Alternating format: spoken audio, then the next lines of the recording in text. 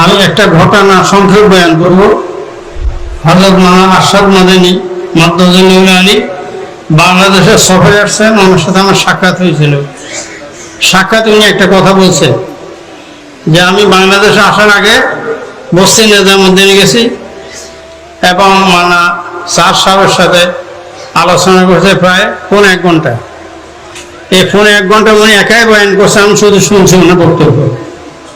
ওনার বক্তব্যের শেষে আমি একটা প্রশ্ন করছি যে आप मेरे सिर्फ एक सवाल का जवाब दीजिए, यहाँ निजामुद्दीन में जो आके रह चुके हैं ये सब छोड़कर आपको क्यों चले गए, आप इसकी जवाब दीजिए।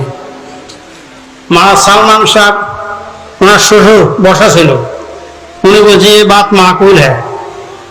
স্যার সাহেব কোনো উত্তর দেন না।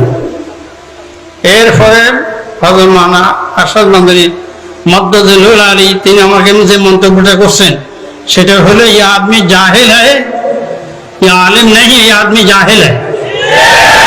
কথাটা সৈয়দ আরশাদ মাদানী মাদ্দাতুল আলী বলে গেছেন। তার বাস্তব প্রমাণ হলো ওনার বর্তমান যেসব কথাবার্তা আসতেছে এটা সব জাহেলের কথা, কোনো আলিমের কথা হইতে পারে না।